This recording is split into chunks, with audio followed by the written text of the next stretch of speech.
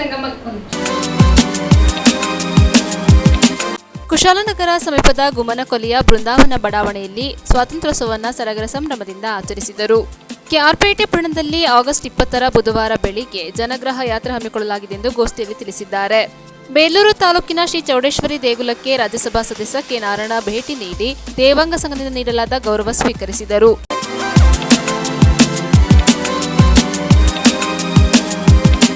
ಕುಶಾಲನಗರ ಸಮೀಪದ ಗುಮ್ಮನಕೊಲ್ಲಿಯ ಬೃಂದಾವನ ಬಡಾವಣೆಯಲ್ಲಿ 79ನೇ ಸ್ವಾತಂತ್ರ್ಯೋತ್ಸವವನ್ನು ಸಡಗರ ಸಂಭ್ರಮದಿಂದ ಆಚರಿಸಿದರು. ಕುಶಾಲನಗರ ಸಮೀಪದ ಗುಮ್ಮನಕೊಲ್ಲಿಯ ಬೃಂದಾವನ ಬಡಾವಣೆಯಲ್ಲಿ 79ನೇ ಸ್ವಾತಂತ್ರ್ಯೋತ್ಸವವನ್ನು ಸಂಭ್ರಮ ಮತ್ತು ಸಡಗರದಿಂದ ಆಚರಿಸಲಾಯಿತು.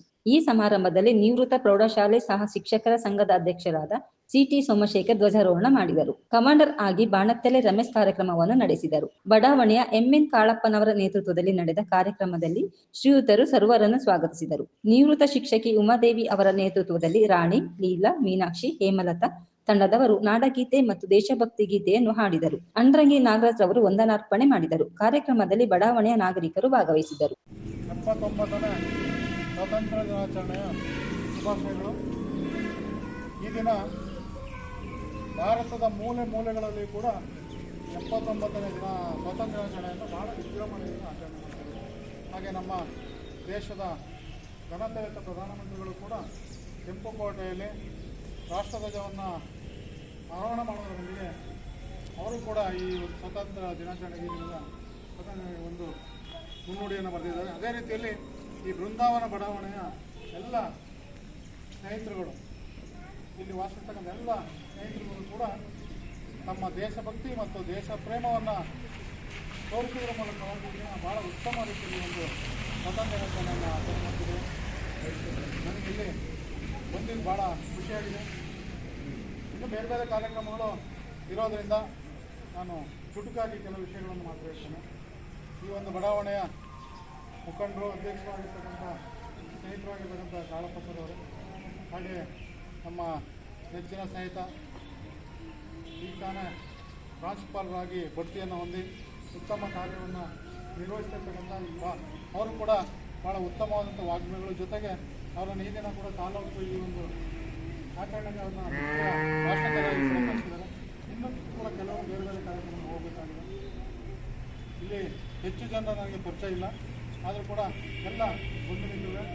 ಈಗಾಗಲೇ ನಾವು ಈ ದಿನ ಸ್ವಾತಂತ್ರ್ಯ ದಿನಾಚರಣೆಯನ್ನು ಏಕೆ ಆಚರಣೆ ಮಾಡ್ತಿದ್ವಿ, ಇದರ ಉದ್ದೇಶ ಏನು, ಯಾಕಾಗಿ ಆಚರಣೆ ಮಾಡಬೇಕು ಎಂಬುದನ್ನು ಸಂಕ್ಷಿಪ್ತವಾಗಿ ನಾವು ತಿಳ್ಕೊಳ್ಳಬೇಕು. ಯಾಕಂದರೆ ಪ್ರತಿ ವರ್ಷವೂ ಕೂಡ ಇದನ್ನು ಆಚರಣೆ ಮಾಡ್ತಿರ್ತೀವಿ.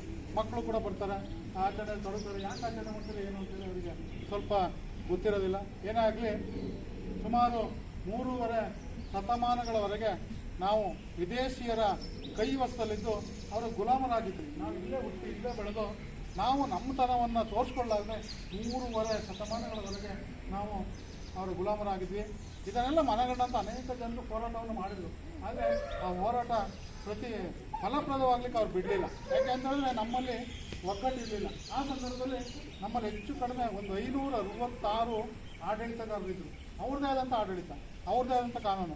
ಈ ನಿಟ್ಟಿನಲ್ಲಿ ಅವರೇನು ಮಾಡ್ತಿದ್ರು ಅಂತೇಳಿದ್ರೆ ನಮ್ಮ ಭಾರತದ ಈ ಎಲ್ಲ ಜನರ ವಿಚಾರಗಳನ್ನು ತಿಳ್ಕೊಂಡ್ರು. ಹಾಗೆ ಅವ್ರು ಬಂದ ಉದ್ದೇಶ ಏನು ಅಂತ ಹೇಳಿದ್ರೆ ವ್ಯಾಪಾರ ಮಾಡಲಿಕ್ಕೆ. ನಮ್ಮ ದೇಶದಲ್ಲಿ ಭಾಳ ಬೆಲೆ ಬಾಳ್ತಕ್ಕಂಥ ಸಾಂಬಾರು ಪದಾರ್ಥಗಳು ಸಿಗ್ತಾಯಿತ್ತು. ಅದನ್ನು ಇಲ್ಲಿ ತೆಗೆದುಕೊಂಡು ಹೋಗಿ ಅಲ್ಲಿ ಮಾರಾಟ ಮಾಡಿ ಹೆಚ್ಚು ಲಾಭವನ್ನು ಗಳಿಸಿದ್ರು. ಲಾಭವನ್ನು ಮಾಡ್ತಕ್ಕಂಥ ಉದ್ದೇಶದಿಂದ ಬಂದರು.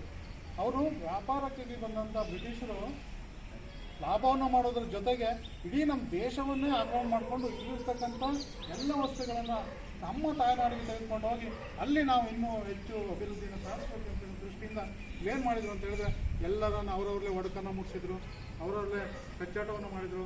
ಒಂದೊಂದು ಕಡೆಯಿಂದ ಕೆಲವು ಸಣ್ಣ ಸಣ್ಣ ಪ್ರಾಂತ್ಯಗಳನ್ನು ತಮ್ಮ ವಶಕ್ಕೆ ತೀರ್ಕೊಂಡ್ರು. ಇದನ್ನೆಲ್ಲ ಸಹಿಸ್ಕೊಳ್ತಿದ್ದಂಥ ಭಾರತ ಏನು ಮಾಡಲಿಕ್ಕೆ ಆಗಲಿಲ್ಲ. ಯಾಕೆಂತೇಳಿದ್ರೆ ಆಗ ನಮಗೆ ಚಿಕ್ಕದ್ರಲ್ಲಿ ಒಂದು ಭಾಷಣ ಸ್ಪರ್ಧೆಯನ್ನು ಕೊಡ್ತಾರೆ, ಚರ್ಚಾ ಸ್ಪರ್ಧೆಯನ್ನು. ಬ್ರಿಟಿಷರು ಭಾರತಕ್ಕೆ ಬಂದುದರಿಂದ ಅನುಕೂಲವೇ ಜಾಸ್ತಿ, ಅವರಿಂದ ಅನುಕೂಲವೇ ಜಾಸ್ತಿ ಅಂತೇಳಿ, ಇನ್ನು ಕೆಲವರು ಅವರಿಂದ ಅನುಕೂಲ ಆಗಲಿಲ್ಲ ಅಂತೇಳಿ ಚರ್ಚೆ ಮಾಡ್ತಿದ್ರು. ಆ ನಿಟ್ಟಿನಲ್ಲಿ ಅವ್ರು ಹೇಳ್ತಿದ್ರು, ಅವರು ಭಾರತಕ್ಕೆ ಬಂದಾಗ ಅವ್ರು ನಮಗೆ ರೈಲ್ವೆ ಮಾರ್ಗವನ್ನು ಒದಗಿಸ್ಕೊಟ್ರು, ಹಾಗೆ ಅಂಚೆ ತಂತಿ ವ್ಯವಸ್ಥೆಯನ್ನು ಒದಗಿಸ್ಕೊಟ್ರು, ಹಾಗೆ ನಮ್ಮನ್ನೆಲ್ಲ ಕೂಡ ರಸ್ತೆಗಳನ್ನು ಮಾಡಿಕೊಟ್ರು ಅಂತೇಳಿ ಹೇಳ್ತಾಯಿದ್ರು. ಆದರೆ ಅವರ ಉದ್ದೇಶ ಭಾರತ ಅಭಿವೃದ್ಧಿ ಆಗಲಿ ಅಂತ ಮಾಡಲಿಲ್ಲ. ಅವರ ಉದ್ದೇಶ ಅವರ ಅಭಿವೃದ್ಧಿಗೋಸ್ಕರ, ಯಾಕೆಂದರೆ ಇದ್ದಂಥ ವಸ್ತುಗಳನ್ನು ಒಂದು ಕಡೆ ಸಾಗಾಟ ಮಾಡಬೇಕು, ಅವ್ರ ದೇಶಕ್ಕೆ ತೆಗೆದುಕೊಂಡು ಹೋಗಬೇಕು. ನ್ಯೂಸ್ ಸಂಗಮಕ್ಕಾಗಿ doctor H M Raghukoti, Kushalnagar. Hassan ಜಿಲ್ಲೆ ಬೇಲೂರಿನ ಸ್ವಾತಂತ್ರ್ಯೋತ್ಸವದ ಅಂಗವಾಗಿ ಕನ್ನಡ ಸಾಹಿತ್ಯ ಪರಿಷತ್ ವತಿಯಿಂದ ಶಾಲಾ ಮಕ್ಕಳ ಸಾಂಸ್ಕೃತಿಕ ಕಾರ್ಯಕ್ರಮವನ್ನು ಹಮ್ಮಿಕೊಳ್ಳಲಾಗಿತ್ತು. ಕಲೆ, ಸಾಹಿತ್ಯ, ಸಂಸ್ಕೃತಿಗೆ ಬೇಲೂರು ಹೆಸರುವಾಸಿಯಾಗಿದೆ. ಹಲ್ಮಿಡಿ ಶಾಸನ ದೊರೆತಂತ ಕ್ಷೇತ್ರವಾಗಿದ್ದು ಹೊಯ್ಸಳರ ಆಡಳಿತದೊಂದಿಗೆ ಶಿಲ್ಪಕಲೆಗೆ ಹೆಸರು ಪಡೆದಿದೆ ಎಂದು ಬೇಲೂರು ತಹಶೀಲ್ದಾರ್ ಶ್ರೀಧರ್ ಕಂಕನವಾಡಿ ಅಭಿಪ್ರಾಯಪಟ್ಟರು. ಬೇಲೂರಿನಲ್ಲಿ ಸ್ವಾತಂತ್ರ್ಯೋತ್ಸವದ ಅಂಗವಾಗಿ ಕನ್ನಡ ಸಾಹಿತ್ಯ ಪರಿಷತ್ತು ಹಮ್ಮಿಕೊಂಡಿದ್ದ ಶಾಲಾ ಮಕ್ಕಳ ಸಾಂಸ್ಕೃತಿಕ ಕಾರ್ಯಕ್ರಮದಲ್ಲಿ ಮಾತನಾಡಿದ ಅವರು, ಶಿಲ್ಪಕಲೆಗೆ ಪೂರಕವಾಗಿ ಸಾಂಸ್ಕೃತಿಕ ಕಾರ್ಯಕ್ರಮಗಳು ಹೆಚ್ಚೆಚ್ಚು ನಡೆಯುತ್ತಿರುವುದು ಸಂತೋಷದ ವಿಷಯ ಎಂದ ಅವರು, ಶ್ರೀ ಚನ್ನಕೇಶವ ಸ್ವಾಮಿ ದೇಗುಲದ ಸಮೀಪ ಶಿಥಿಲಗೊಂಡಿರುವ ನವರಾತ್ರಿ ಮಂಟಪ ಜೀರ್ಣೋದ್ಧಾರದ ಬಗ್ಗೆ ಜಿಲ್ಲಾಧಿಕಾರಿಗಳ ಬಳಿ ಚರ್ಚಿಸಿದ್ದೇನೆ. ಮಂಟಪವು ಕೇಂದ್ರ ಪುರಾತತ್ವ ಇಲಾಖೆಯ ಸುಬರ್ತಿನಲ್ಲಿ ಇರುವುದರಿಂದ ಸಂಬಂಧಪಟ್ಟ ಇಲಾಖೆಯ ಅಧಿಕಾರಿಗಳೊಂದಿಗೆ ಸಂಪರ್ಕ ಇಟ್ಟುಕೊಂಡು 2 ವಾರದೊಳಗೆ ಕ್ರಮ ಕೈಗೊಳ್ಳುವುದಾಗಿ ಭರವಸೆ ನೀಡಿದರು. ಕಸಾಪ ಅಧ್ಯಕ್ಷ ಮಾನ ಮಂಜೇಗೌಡ ಮಾತನಾಡಿ, ಸಾರ್ವಜನಿಕ ಕಾರ್ಯಕ್ರಮಕ್ಕೆ ಅನುಕೂಲ ಆಗುವಂತೆ ನವರಾತ್ರಿ ಮಂಟಪ ದುರಸ್ತಿ ಮಾಡಿಸುವಂತೆ ಮನವಿ ಮಾಡಿದರು. ತಾಲೂಕು ಪಂಚಾಯಿತಿ ಇಒ ದಯಾನಂದ್ ಮಾತನಾಡಿ, ಮಕ್ಕಳು ಪ್ರತಿಭೆ ಹೊರಹೊಮ್ಮಿಕೊಳ್ಳಲು ಇಂತಹ ಕಾರ್ಯಕ್ರಮ ಅಗತ್ಯ ಎಂದರು. ಕಸಾಪ ಮಾಜಿ ಅಧ್ಯಕ್ಷ ರಾಜೇಗೌಡ ಮಾತನಾಡಿದರು. ಈ ಸಂದರ್ಭ ನಿವೃತ್ತ ಸೈನಿಕ ಧರ್ಮರಾಜು ಹಾಗೂ ಪುರಸಭೆಯ ಆರೋಗ್ಯ ನಿರೀಕ್ಷೆ ಅಧಿಕಾರಿ ಲೋಹಿತ್ ಇವರನ್ನು ಸನ್ಮಾನಿಸಲಾಯಿತು. ಶಾಲಾ ಮಕ್ಕಳು ಸಾಂಸ್ಕೃತಿಕ ಕಾರ್ಯಕ್ರಮ ನಡೆಸಿಕೊಟ್ಟರು. ಕಸಾಪ ಪದಾಧಿಕಾರಿಗಳಾದ ಮಹಾಶಿವಮೂರ್ತಿ, ಆರ್ಎಸ್ ಮಹೇಶ್, ಶಿವರಾಜ್, ಬೊಮ್ಮಡಿಹಳ್ಳಿ ಕುಮಾರಸ್ವಾಮಿ, ಚನ್ನಕೇಶವೇಗೌಡ, ಚಂದ್ರು, ಶೋಭಾ ಹರೀಶ್, ಗುರುರಾಜ್, ಸಂಪತ್, ಪ್ರಕೃತಿ ಧರ್ಮ, ಎಸಿ ನಿರಂಜನ್ ಇತರರು ಇದ್ದರು.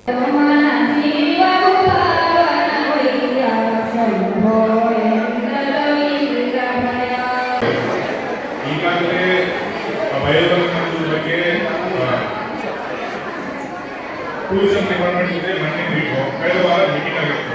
ಆವಾಗ ನಾವು ಆ ಫೋಟೋಸ್ಗಳನ್ನ ಆಮೇಲೆ ಆ ಶಿಕ್ಷಣ ಸ್ಥಿತಿಗಳನ್ನ ಜಿಲ್ಲಾಧಿಕಾರಿಗಳ ಗಮನಕ್ಕೆ ತಂದಿದ್ದೀವಿ. ಜಿಲ್ಲಾಧಿಕಾರಿಗಳು ಅದನ್ನು ಡಿಸೈಡ್ ಮಾಡಿಸೋ ಭರವಸೆ ಕೊಟ್ಟಿದ್ದಾರೆ. ಅದರಂತೆ ಆರ್ಕಿಯಾಲಜಿಕಲ್ ಡಿಪಾರ್ಟ್ಮೆಂಟವರು ನಾವು ಸರ್ಕಾರದಿಂದ ಆಶ್ವಾಸನೆ ಕೊಟ್ಟಿದ್ದಾರೆ. ಟೆಂಪಲ್ ಇಒ ಅವರು ಅದನ್ನು ಫಾಲೋ ಅಪ್ ಮಾಡ್ತಿದ್ದಾರೆ. ಮುಂದಿನ ಏನು ಕ್ರಮ ಆಗುತ್ತೆ ಧನ್ಯವಾದ. ಬೇಲೂರಿನಲ್ಲಿ ಪಟ್ಟಣದಲ್ಲಿರ್ತಕ್ಕಂಥ ಎಲ್ಲ ವಿದ್ಯಾರ್ಥಿಗಳಿಗೆ ಹಾಗೂ ಶಿಕ್ಷಕರಿಗೆ ಮಟ್ಟ ಮಟ್ಟಕ್ಕೆ ನಾನು ಧನ್ಯವಾದಗಳನ್ನು ಅರ್ಪಿಸಲು ಅರ್ಪಿಸುತ್ತೇನೆ. ಈ ಒಂದು ಕನ್ನಡ ಸಾಹಿತ್ಯ ಪರಿಷತ್ತು ಇಡೀ ಒಂದು ಕನ್ನಡ ಸಾಹಿತ್ಯ ಪರಿಷತ್ತು ಕನ್ನಡದಲ್ಲ, ರಾಜ್ಯದಲ್ಲಿ ದೇಶದಲ್ಲಿ ಆಗ್ತಕ್ಕಂಥ ಕೆಲವು ಉನ್ನತ ಕಾರ್ಯಕ್ರಮಗಳಲ್ಲಿ ಭಾಗವಹಿಸಿ ಎಲ್ಲರಿಗೂ ಸಹ ಒಳ್ಳೆಯದಾಗಿ ಉತ್ತಮವಾದ ಕಾರ್ಯವನ್ನು ನಿರ್ವಹಿಸ್ತಾ ಬಂದಿದೆ.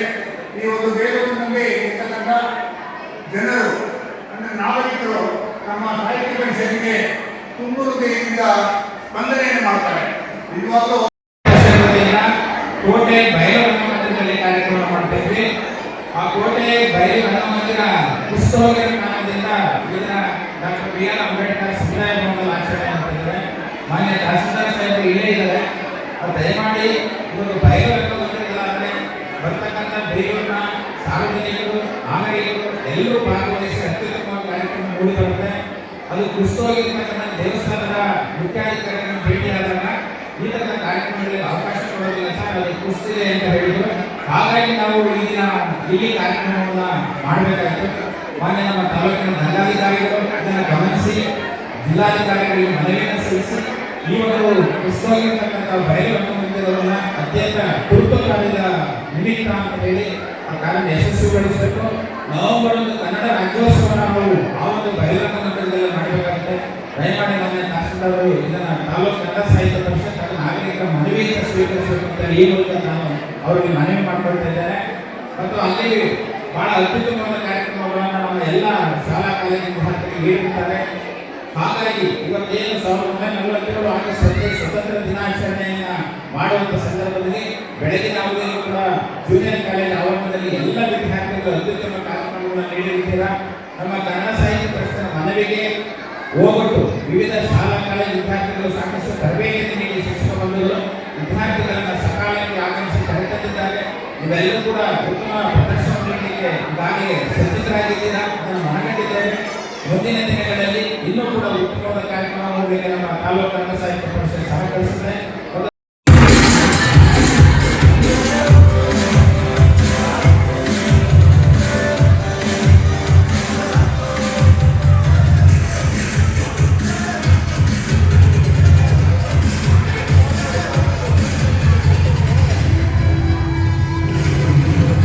ನ್ಯೂಸ್ ಸಂಗಮಕ್ಕಾಗಿ ಅನಂತರಾಜ್ ಅರಸ್, ಬೇಲೂರು. ಕೆಆರ್ಪೇಟೆ ಪಟ್ಟಣದಲ್ಲಿ ಆಗಸ್ಟ್ 20ರ ಬುಧವಾರ ಬೆಳಗ್ಗೆ 10:30 ಗಂಟೆಗೆ ಜನಗ್ರಹ ಯಾತ್ರೆ ಹಮ್ಮಿಕೊಳ್ಳಲಾಗಿದೆ ಎಂದು ವಿವಿಧ ಸಂಘಟನೆಗಳ ಮುಖಂಡರು ಗೋಷ್ಠಿಯಲ್ಲಿ ತಿಳಿಸಿದ್ದಾರೆ.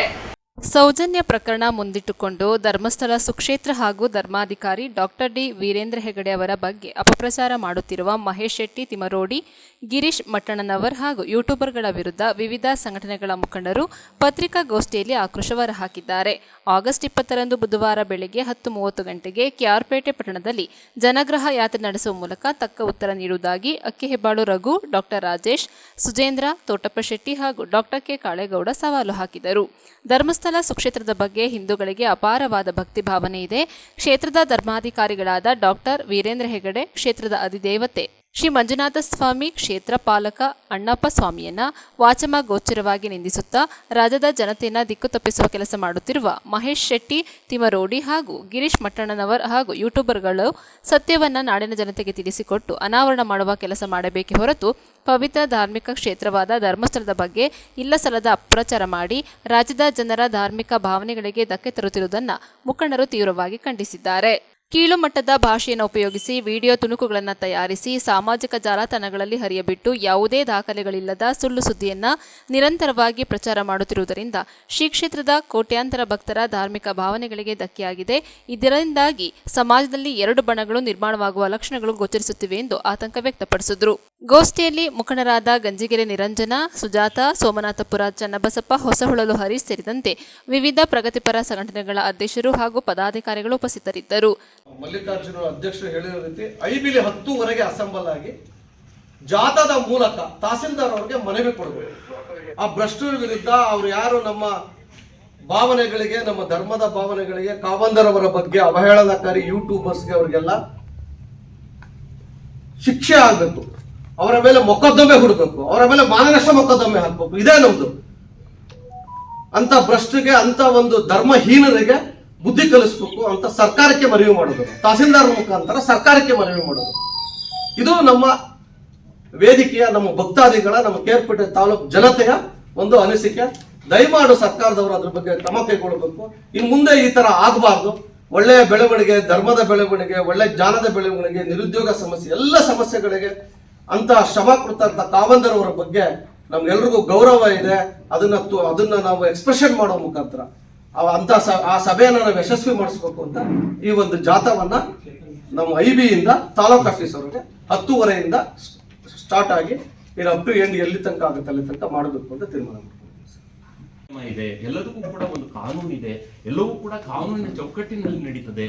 ಒಬ್ಬ ವ್ಯಕ್ತಿ ಒಂದು ಬುರುಡೆಯನ್ನು ತಂದಾದ್ರೆ ಹೇಗೆ ಬುರುಡೆ ಅವನ ಕೈಗೆ ಸಿಗುತ್ತೆ? ಒಬ್ಬ ವ್ಯಕ್ತಿ ಒಂದು ಎಣವನ್ನ ಪತ್ತೆ ಮಾಡ್ತಾ ಇದ್ದಾನೆ, ಯಾರಿಗೂ ಗೊತ್ತಿಲ್ಲದಂಗೆ ನಾನು ಊಳಲ್ಲಿ ಕೊಡಿಸ್ತೀನಿ ಅಂದ್ರೆ ಅದು ಹೇಗೆ ಸಾಧ್ಯ ಆಗುತ್ತೆ? ಪ್ರಶ್ನೆಗಳು ಅಂತ ಹೇಳ್ತವೆ. ಪ್ರಶ್ನೆಗಳನ್ನು ನಾವು ಹಾಕೋಬೇಕಾಗ್ತದೆ. ನಾವು ಎಲ್ಲವನ್ನೂ ಕೂಡ ಡಿಫೈನ್ ಮಾಡ್ತಕ್ಕಂಥ ಒಂದು ವರ್ಗ ಇದೆ. ಕೆಟ್ಟದನ್ನು ಕೂಡ ಡಿಫೈನ್ ಮಾಡ್ತಕ್ಕಂಥ ವರ್ಗ ಇದೆ. ರಾವಣನನ್ನು ಕೂಡ ಉತ್ತಮ ವ್ಯಕ್ತಿ ಅಂತ ಹೋಲಿಸುವ ಒಂದು ವರ್ಗ ಇದೆ. ದುಶ್ಯಾಸನನ್ನು ಕೂಡ ಉತ್ತಮ ವ್ಯಕ್ತಿಯನ್ನು ಹೋಲಿಸುವ ವರ್ಗ ಇದೆ. ಹಾಗಾಗಿ ನಾವು ಮಹಿಷಾಸುರನ್ನು ಒಳ್ಳೆಯವನು ಅನ್ನೋ ಒಂದು ವರ್ಗವೇ ಇದೆ. ಇದು ಇಂದಿಗೂ ಇದೆ. ಅಂದ್ರೆ ನಾವು ಯೋಚನೆ ಮಾಡಬೇಕು, ನಾವು ಯಾವುದು ಧರ್ಮ, ಯಾವುದು ಒಳ್ಳೆಯದು, ಯಾವುದು ಕೆಟ್ಟದ್ದು ಅನ್ನುವ ಪರಿಶೀಲನೆ ಮಾಡ್ತಕ್ಕಂಥ ಶಕ್ತಿ ದೇವರು ಮನುಷ್ಯನಿಗೆ ಕೊಟ್ಟಿದೆ. ಅದನ್ನ ನಾವು ಅವಲೋಕನ ಮಾಡಬೇಕು. ಧರ್ಮಸ್ಥಳ ಮಾಡ್ತಾ ಇರ್ತಕ್ಕಂಥ ಕೆಲಸ ಎದಕ್ಕೆ ಅಂದ್ರೆ ನಾವೆಲ್ಲ ಅವಲೋಕನ ಮಾಡಬೇಕು. ಆರ್ಥಿಕ ಪರಿಸ್ಥಿತಿಯನ್ನು ಸುಧಾರಣೆ ಮಾಡಲಿಕ್ಕೆ ಇಡೀ ರಾಜ್ಯದಲ್ಲಿ ಹಲವಾರು ಕ್ರಮಗಳನ್ನ ಕೈಗೊಂಡಿದೆ. ಅದರಲ್ಲಿ ಹಲವಾರು ಜನ ತೊಡಗಿರ್ತಾರೆ. ಅದರಲ್ಲಿ ಇಲ್ಲೊಬ್ಬ ಮಿಸ್ಟೇಕ್ ಆಗಿರ್ತಾನೆ, ಅವರಿಂದ ಈ ಕೃತ್ಯಗಳು ನಡೀತವೆ. ಬಹುಶಃ ನಾವು ಆಲೋಚನೆ ಮಾಡಬೇಕು. ಯಾವುದೇ ವ್ಯಕ್ತಿ ಅನುಕೂಲ ಪಡ್ಕೊಳ್ತಾ ಇರ್ತಾರೆ. ಏನಾದರೂ ಅಲ್ಪ ಸ್ವಲ್ಪ ಅಲ್ಲಿ ಮಿಸ್ಬಿಹೇವಿಯರ್ ಆದಾಗ ಹೊರಗಡೆ ಹೋಗ್ತಾರೆ. ಹೊರಗಡೆ ಹೋದಾಗ ಆ ಸಂಸ್ಥೆಯ ಬಗ್ಗೆ, ವ್ಯಕ್ತಿಯ ಬಗ್ಗೆ, ಮತ್ತೊಬ್ಬರ ಬಗ್ಗೆ ಕ್ಷುಲ್ಲಕ ಆರೋಪಗಳನ್ನು ಮಾಡ್ತಾರೆ. ಇದು ಸಹಜವಾಗಿ ನಡೀತಕ್ಕಂಥ ಕ್ರಿಯೆ. ಆ ವ್ಯಕ್ತಿಗಳ ಬಗ್ಗೆ ನಾವು ಎಚ್ಚರಿಕೆಯಿಂದ ಇರಬೇಕಾಗುತ್ತೆ. ಯಾವುದೇ ವ್ಯಕ್ತಿ ಇರ್ಬೋದು, ಆ ಕೆಲಸಗಳು ಸಾಮಾನ್ಯವಾಗಿ ನಡೀತಾ ಇರ್ತವೆ. ನೀವು ಇಲ್ಲಿ ಯೂಟ್ಯೂಬರ್ಸ್ ಇರ್ಬೋದು, ಇನ್ನೊಬ್ರು ಇರ್ಬೋದು, ಅಲ್ಲಿ ಮಾಡ್ತಾರೆ. ಸೊ ಬಹುಶಃ ಅವರಿಗೂ ಕೂಡ ತಮ್ಮದೇ ಆದ ಯಾವ ಕಾರಣಕ್ಕೋಸ್ಕರ ಮಾಡ್ತಾರೆ, ಸ್ವಾರ್ಥಕ್ಕೋಸ್ಕರ ಮಾಡುವಂಥ ಸಂದರ್ಭದಲ್ಲಿ ಸಮಾಜಕ್ಕೆ ಅದರಿಂದ ಏನಾಗುತ್ತೆ ಅಂತ ಆಲೋಚನೆ ಮಾಡಬೇಕು. ಅವರು ಕೂಡ ಸಮಾಜಕ್ಕೆ ನಾನು ಒಂದು ಯೂಟ್ಯೂಬನ್ನು ಮಾಡೋದ್ರಿಂದ, ಯೂಟ್ಯೂಬನ್ನು ಹೊರಗಡೆ ಬಿಡೋದ್ರಿಂದ, ನಾವು ರೆಕಾರ್ಡ್ ಮಾಡಿ ಅದರಿಂದ ಸಮಾಜದ ಮೇಲೆ ಏನು ಪರಿಣಾಮ ಬೀರುತ್ತೆ, ಆ ಪ್ರಶ್ನೆಯನ್ನು ನಾವು ಹಾಕೊಂಡ್ರೆ ಖಂಡಿತ ನಾವು ಯಾರು ಕೂಡ ಕೆಟ್ಟದನ್ನು ಮಾಡೋದಿಲ್ಲ. ಪ್ರಶ್ನೆ ಹಾಕೊಳ್ಳೋದನ್ನೇ ಕೇವಲ ಹಣಕ್ಕೋಸ್ಕರ ಅಥವಾ ಇನ್ಯಾವುದೋ ಉದ್ದೇಶಕ್ಕೋಸ್ಕರ ದುರುದ್ದೇಶಕ್ಕೋಸ್ಕರ ಮಾಡಿದ್ರೆ ಖಂಡಿತ ಸಮಾಜಕ್ಕೆ ಒಳ್ಳೆಯದು ಆಗೋದಿಲ್ಲ. ಈ ಕೃತ್ಯಗಳು ನಮ್ಮಲ್ಲಿ ನಡೀತಾ ಇದ್ದಾವೆ. ಕೆಲವರು ಹೆಸರು ಮಾಡಲಿಕ್ಕೆ, ಬಹುಶಃ ನೀವು ನೋಡಿರ್ಬೋದು, ಕೆಲವರು ಹೆಸರು ಮಾಡಲಿಕ್ಕೆ ನೆಗೆಟಿವ್ ಆಗಿ ಅಂತಾರೆ, ಅದಕ್ಕೆ ಸಾಥ್ ಕೊಡ್ತಾರೆ. ಇದು ಏಕೆಂತಂದ್ರೆ ಅವ್ರು ಮಾಡ್ತಾ ಇರೋ ಕೆಲಸಕ್ಕೆ ಇಷ್ಟೊಂದು ಅಡಚಣೆಗಳಾಗ್ತಾ ಇದೆ. ನಾವೆಲ್ಲ ತುಂಬಾ ಯೋಚನೆ ಮಾಡಬೇಕಾಗಿದೆ. ಒಂದು ವ್ಯವಸ್ಥೆನ ಕೆಡಿಸೋದು ತುಂಬಾ ಈಸಿ, ಅದನ್ನ ಸರಿಪಡಿಸೋದು ತುಂಬಾ ಕಷ್ಟದ ಕೆಲಸ ಇದೆ, ತುಂಬಾ ಕಷ್ಟ ಅದು. ಅವ್ರು ಮಾಡುವಂತ ಅವ್ರ ಲೆವೆಲ್ಗೆ ಅವ್ರು ಆನೆ ತರ ನಡ್ಕೊಂಡು ಹೋಗ್ತಾ ಇದ್ರೆ ನಾಯಿಗಳು ಬಗಳದಂಗೆ, ನಾಯಿಗಳನ್ನ ನಾವೇನ್ ಮಾಡ್ಬೇಕು ಅಂತ ಅದನ್ನ ನಾಯಿ ಬಗಳದಾಗ ಅದು ಹೊಡೆದಿಷ್ಟೋದಕ್ಕೆ ಅದಕ್ಕೆ ಸೊಂಟ ಮುರಿದು ಅದನ್ನ ಏನಾರ ಮಾಡೋ ವ್ಯವಸ್ಥೆನ ನೋಡಿದರೆ ಮಾಡ್ಬೇಕೀಗ. ಆನೆ ಅನ್ನೋ ಆ ಥರ ಅವ್ರ ಕೆಲಸನ ಅವ್ರು ಮಾಡ್ತಾ ಇದ್ದಾರೆ. ಈ ಒಂದು ವ್ಯವಸ್ಥೆ ಒಳಗೆ ಅವ್ರದ್ದು ಅಂಥ ಒಂದು ಒಳ್ಳೆ ಕೆಲಸ ಮಾಡೋರ ಬಗ್ಗೆನೇ ಇಷ್ಟೊಂದು ಇದು ಮಾಡೋವಂಥದ್ದು ವ್ಯವಸ್ಥೆ ಅವ್ರನ್ನ ವೈಯಕ್ತಿಕವಾಗಿ ಟಾರ್ಗೆಟ್ ಮಾಡ್ತಾ ಇದ್ದಾರೆ. ಅವರ ಮನೆತನ ಮತ್ತು ಈಗ ಸೌಜನ್ಯ ಕೇಸು ನಮ್ಮ ನೆಪ ಮಾತ್ರ ಅವ್ರಿಗೆ. ಅಣ್ಣಪ್ಪನವ್ರ ಬಗ್ಗೆ, ಮಂಜುನಾಥ್ ಅವ್ರ ಬಗ್ಗೆ, ಧರ್ಮಾಧಿಕಾರಿಗಳ ಬಗ್ಗೆ ವೈಯಕ್ತಿಕವಾದ ಅವರಂಥ ಮನಸ್ಥಿತಿ, ಕೆಟ್ಟ ಮನಸ್ಥಿತಿಯವರು ಅವರು ವ್ಯವಸ್ಥೆ. ಅವರ ಪೂರ್ವಾಪರ ನೀವು ಯೋಚನೆ ಮಾಡಿದ್ರೆ ಅವರೆಲ್ಲ ಅವ್ರು ಕೆಟ್ಟ ಮನಸ್ಥಿತಿಯವರು. ಅಂಥವ್ರು ಈ ಒಂದು ವಿಷಯಕ್ಕೆ ತಲೆ ಹಾಕಿ ಜನಗಳ ಮನಸ್ಸನ್ನು ಕೆಡಿಸಿ ವ್ಯವಸ್ಥೆನ ಹಾಳು ಮಾಡೋದ್ರ ಇದರಿಂದ ನಾವು ಜಾಗೃತರಾಗಿ ನಾವೇನು ಕೆಲಸ ಮಾಡಬೇಕು ಅನ್ನೋ ಉದ್ದೇಶಕ್ಕೆ ಇವತ್ತು ನಾಳೆ ಎಲ್ಲರೂ ಒಂದು ಮಲ್ಲಿಕಾರ್ಜುನ ಅವ್ರ ನೇತೃತ್ವದಲ್ಲಿ ಎಲ್ಲರೂ ಅದನ್ನು ಒಂದು ಪ್ರತಿಭಟನೆ ಅಂಥ ಒಳ್ಳೆ ಕೆಲಸಕ್ಕೆ ಪ್ರತಿಭಟನೆ ಮಾಡುವಂಥ ಪರಿಸ್ಥಿತಿ. ಈಗ ಸಾವಿಲ್ಲದ ಮನೆ ಹೇಗಿಲ್ವೋ, ಧರ್ಮಸ್ಥಳದ ಭಕ್ತಾದಿಗಳು ಇಲ್ಲದೇ ಮನೆಯೇ ನಮಗೆ ಸಿಗಲ್ಲ ಅಂತ ಒಂದು ಇಂಥ ಸಂಸ್ಥೆ ಬಗ್ಗೆ ಇಷ್ಟೊಂದು ನಡೀತಾ ಇದೆ ಅಂತಂದ್ರೆ ತುಂಬಾ ಜನ ನಾವು ನೋಡ್ಕೊಂಡು ಸುಮ್ಮನೆ ಅದನ್ನು ಜಾಗೃತಿ ಮಾಡುವಂತ ಮನಸ್ಸಿಗೆ ಎಲ್ಲರೂ ವಾಲಂಟಿಯರ್ ಆಗಿ ಅವತ್ತು ಹೆಚ್ಚಿನ ಸಂಖ್ಯೆಯಲ್ಲಿ ಭಾಗವಹಿಸಿ ಈ ಥರದ ವ್ಯವಸ್ಥೆಗಳು ನಡೀಬಾರ್ದು. ಯಾಕೆಂತಂದ್ರೆ ಮುಂದೆನೂ ನಡೀಬಾರ್ದು. ಇವಾಗ ಕೆಟ್ಟ ಹುಳುಗಳು ಅವು ಬೆಳೀತಾ ಇರ್ತವೆ, ಅದರದ್ದೇ ಒಂದು ಜಾಲ ಇರ್ತದೆ, ಅದನ್ನು ಅಲ್ಲೇ ಮಟ್ಟ ಹಾಕುವಂಥದ್ದು. ಅದಕ್ಕೆ ಅದ್ರ ವಿರುದ್ಧವಾದ ಒಂದು ವ್ಯವಸ್ಥಿತವಾದ ಹೋರಾಟವನ್ನು ಮಾಡೋ ಉದ್ದೇಶದಿಂದ ಅವತ್ತಿನ ಒಂದು ಕಾರ್ಯಕ್ರಮ, ಒಂದು ಪ್ರತಿಭಟನೆಯನ್ನು ಏರ್ಪಡಿಸಿದೆ.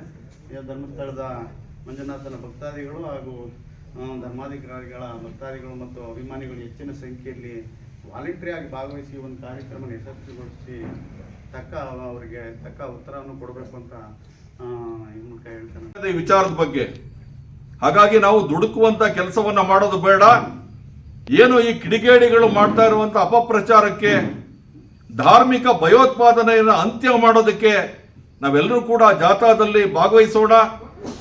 ಹಾಗಾಗಿ ಏನು ಇವತ್ತು ನಾವು KR ಪೇಟೆ ಪಟ್ಟಣದಲ್ಲಿ ಕರೆದಂತ ಪತ್ರಿಕಾಗೋಷ್ಠಿಗೆ ಭಾಗವಹಿಸಿದಂತ ಎಲ್ಲ ಹಿರಿಯರಿಗೆ, ವಿವಿಧ ಸಂಘ ಸಂಸ್ಥೆಗಳ ಪದಾಧಿಕಾರಿಗಳಿಗೆ ಹೃತ್ಪೂರ್ವಕವಾದ ಧನ್ಯವಾದವನ್ನು ಅರ್ಪಿಸ್ತಾ ನಾವೆಲ್ಲರೂ ಕೂಡ ಮತ್ತೆ 20ನೇ ತಾರೀಕು ಬೆಳಗ್ಗೆ 10 ಗಂಟೆಗೆ KR ಪೇಟೆ ಪಟ್ಟಣದ ಪ್ರವಾಸಿ ಮಂದಿರದಲ್ಲಿ ಸೇರೋಣ. KR ಪೇಟೆ ತಾಲೂಕಿನ ಇತಿಹಾಸದ ಪುಟಗಳಲ್ಲಿ ದಾಖಲಾಗುವಂತ ಒಂದು ಧಾರ್ಮಿಕ ಜಾಥಾವನ್ನ ಮಾಡೋಣ. ಆ ಜಾಥಾದ ಮೂಲಕ ಕಿಡಿಗೇಡಿಗಳಿಗೆ ಒಂದು ಮೆಸೇಜ್ ಅನ್ನ, ಒಂದು ಉತ್ತರವನ್ನ ನೀಡೋಣ ಅಂತ ಹೇಳ್ತಾ ಇವತ್ತಿನ ಪತ್ರಿಕಾಗೋಷ್ಠಿಯಲ್ಲಿ ಭಾಗವಹಿಸಿದಂತ ಎಲ್ಲ ಹಿರಿಯರಿಗೆ, ಎಲ್ಲ ಸಂಘ ಸಂಸ್ಥೆಗಳ ಪದಾಧಿಕಾರಿಗಳಿಗೆ, ಮುಖಂಡರುಗಳಿಗೆ, ಸ್ತ್ರೀ ಶಕ್ತಿ ಸಂಘಟನೆಗಳಿಗೆ ವಂದಿಸ್ತಾ ನನ್ನ ಈ ವಂದನಾರ್ಪಣ ಮಾತನ್ನ ಮುಗಿಸ್ತಾ ಇದ್ದೇನೆ. ನಮಸ್ಕಾರ. ಜೈ ಧರ್ಮಸ್ಥಳ.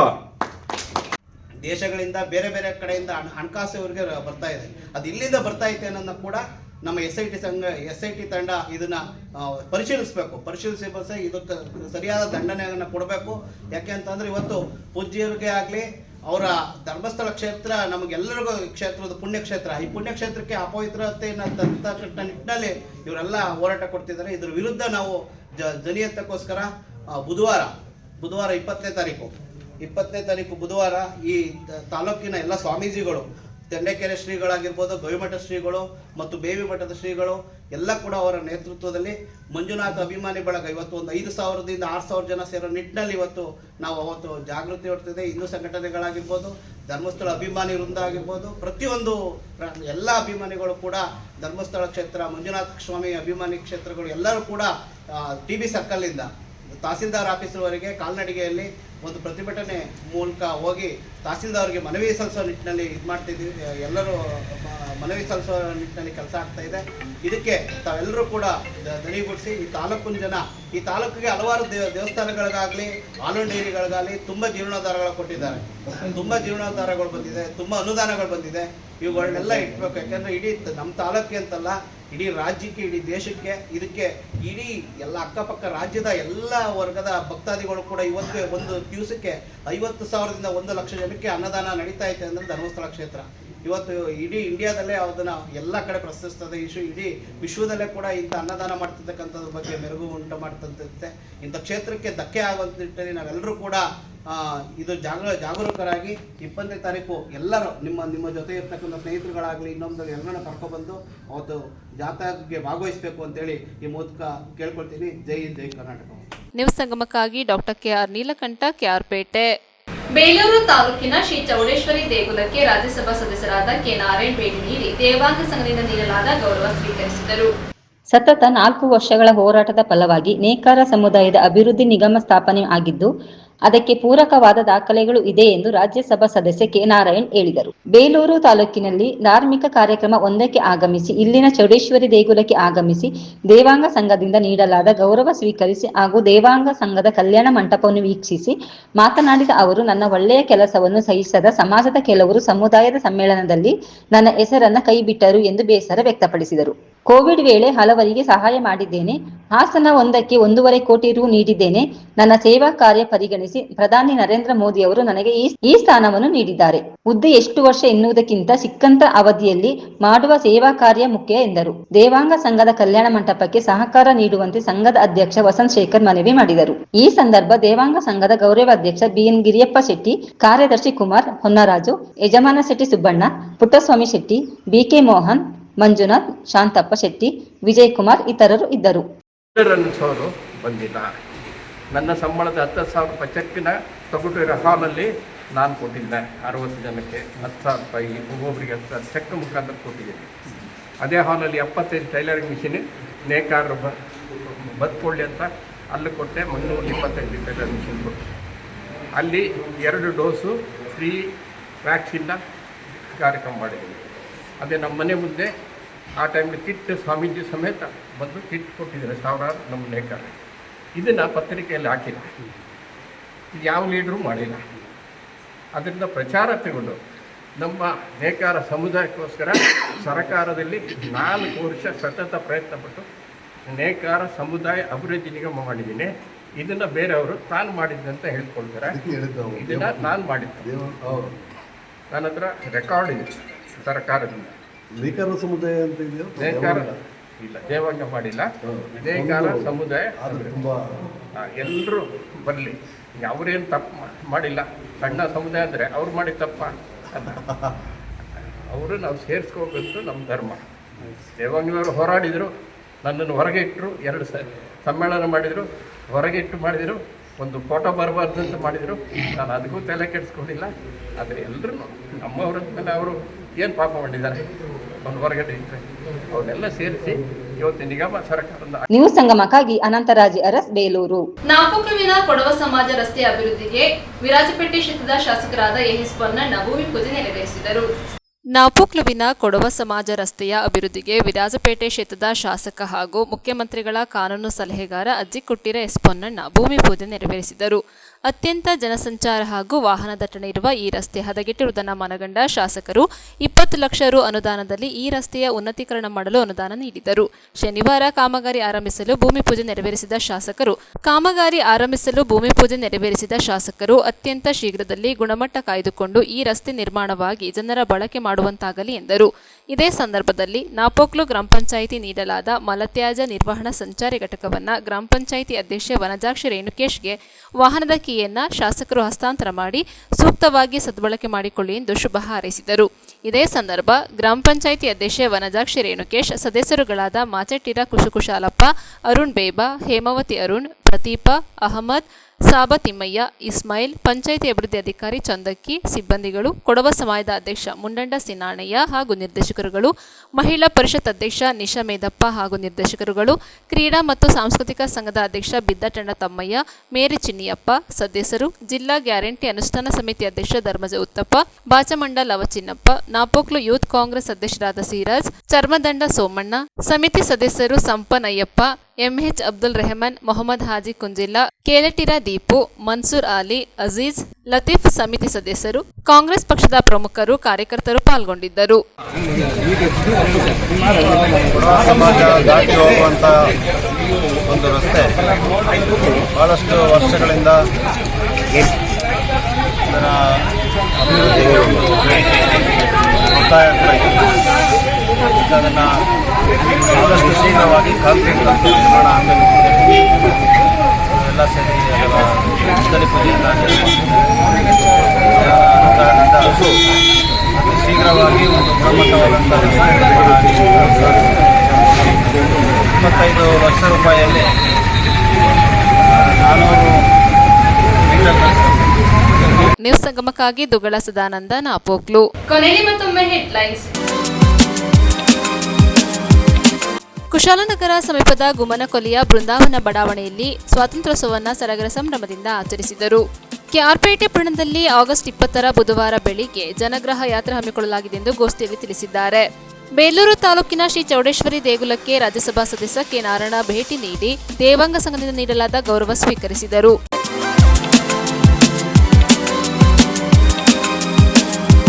ಇಲ್ಲಿಗೆ ನ್ಯೂಸ್ ಸಂಗಮ ಮುಕ್ತಾಯವಾಯಿತು. ಸುದ್ದಿ ಮಾಹಿತಿ ಮನೋರಂಜನೆಗಾಗಿ ನೋಡ್ತಾ ಇರಿ ಸಂಗಮ ಟಿವಿ. ವಂದನೆಗಳೊಂದಿಗೆ ಸುಪ್ರೀತಾ ಎಲ್ಲೆ.